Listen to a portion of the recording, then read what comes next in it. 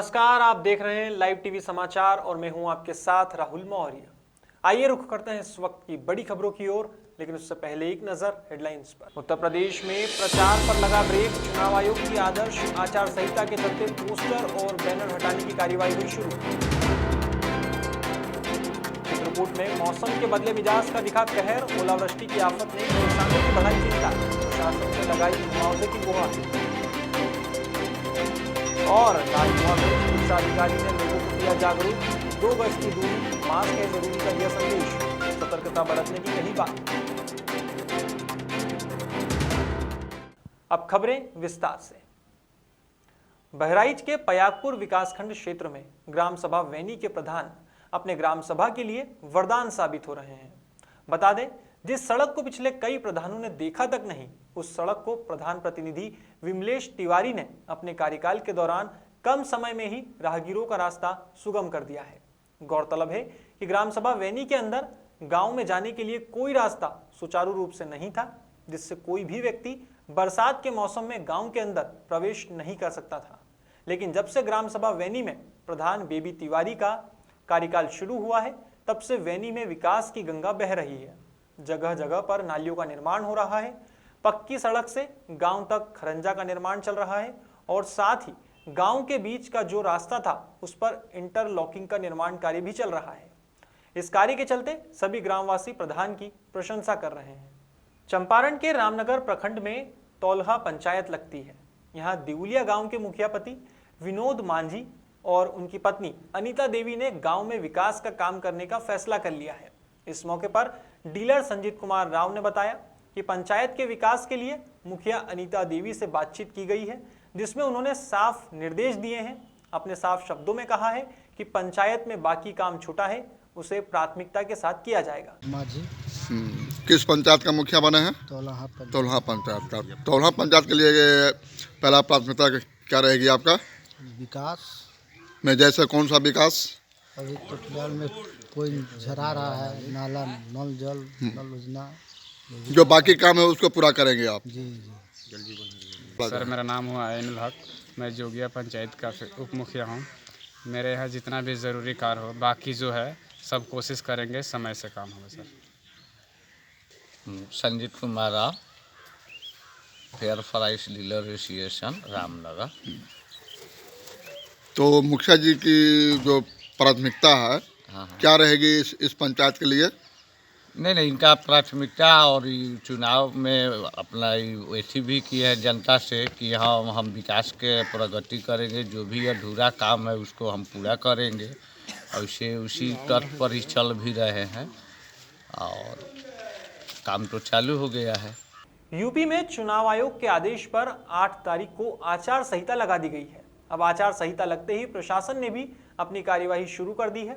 हरदोई में प्रशासन ने नगरपालिका में लगे पोस्टर और बैनर्स को हटवाया है।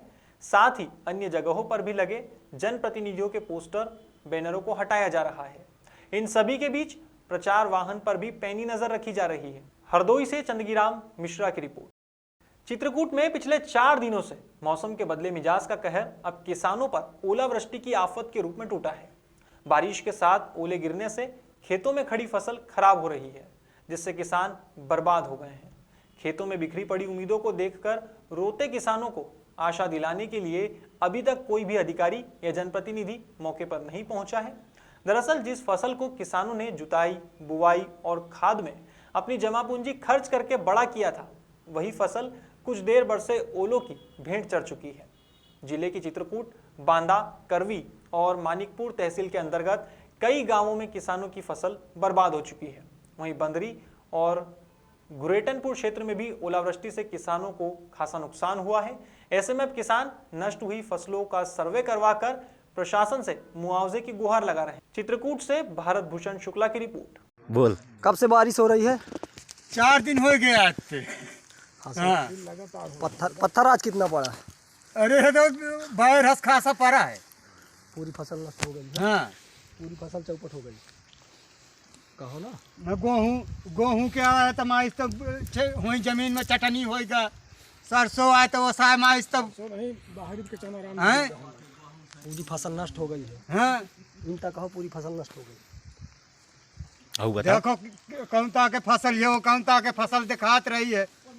अब हम अपने बच्चों को कैसे पालन पोषण करें? हैं बताओ, लड़का बच्चा भपकिन कह गए, जानवरन का हम कहाँ से कहे में खवा दे। अब बताओ कैसी वादी सुइयाज चित्रकूट जिले का ग्राम पंचायत बंदरी, सिलखोरी, लोखरिया, मुकुंदपुर, मानपुर, इतना भयंकर 4 दिन से बारिश हो रही है, 1 मिनट के लिए पानी नहीं खुल रहा है। इतना तेज आज पत्थर पड़ा है, यहाँ की सारी फसलें चौपट हो चुकी हैं, कुछ नहीं बचा। यहाँ के किसान पूरी तरह एकदम भ्रष्ट हो चुके हैं।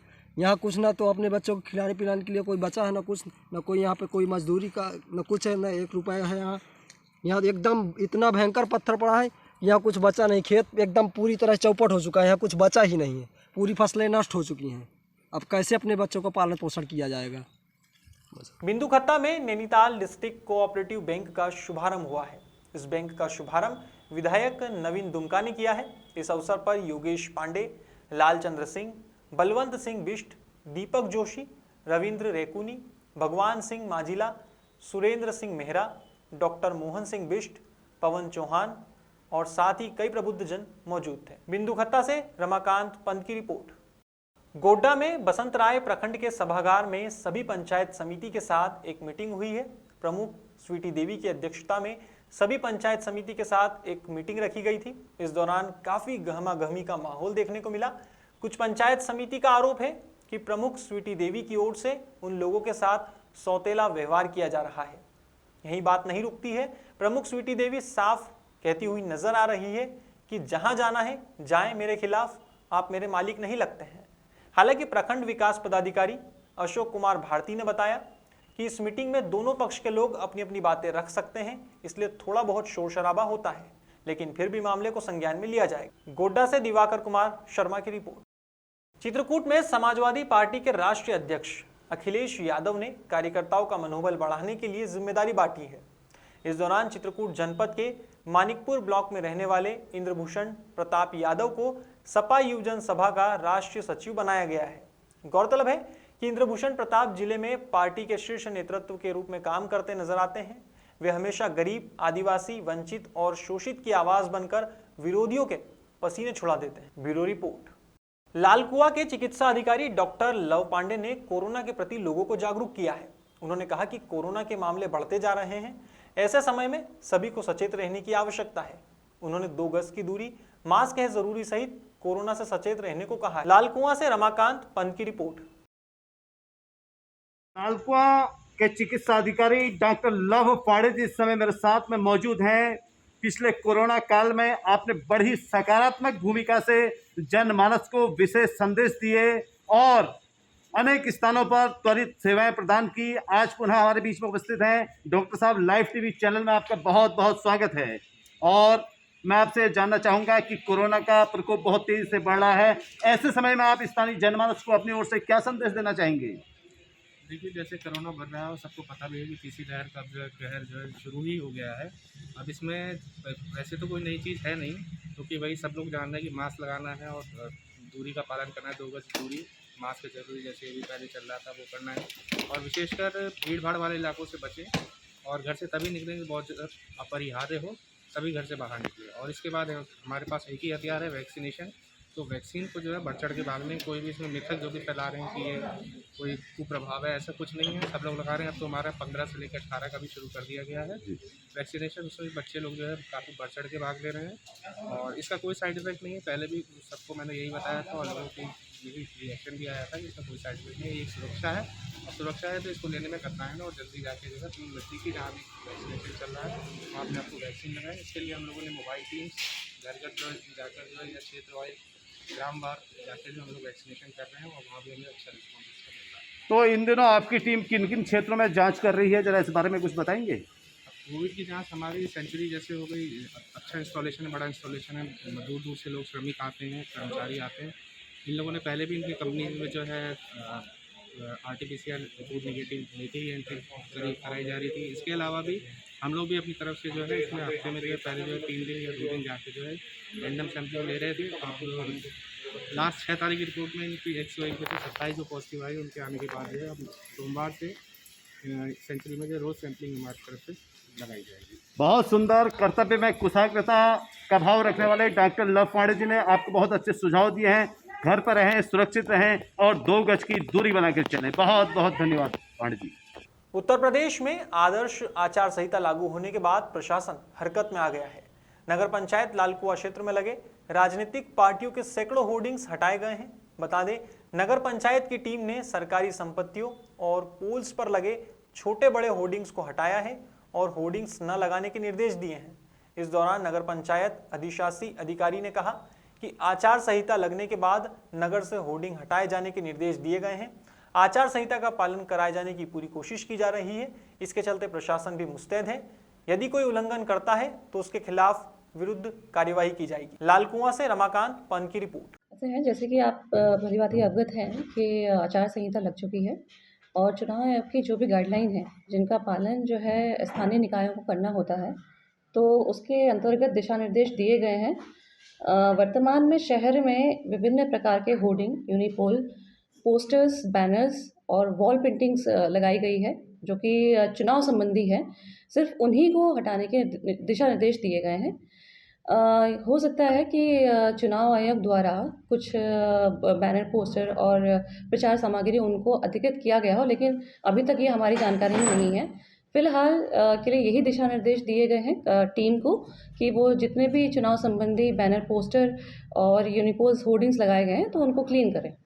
ये जा चुके हैं। टीम हमारी जो है फील्ड पे है, कार्यरत है और जहाँ तक है दिन तक हम पूरा शहर क्लीन कर लेंगे। जो आपका जो कंसर्न है कि जो वॉल पेंटिंग्स हुई हैं उनको भी हटा दिया जाएगा।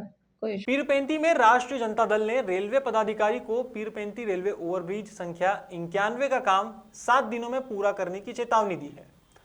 राष्ट्रीय जनता दल प्रखंड के अध्यक्ष सह मुखिया प्रतिनिधि रंजीत शाह ने डेडलाइन देते हुए कहा कि 20 जनवरी तक काम पूरा नहीं हुआ तो जन आंदोलन किया जाएगा और हो सकता है रेल का चक्का जाम भी किया जाए। Bureau report.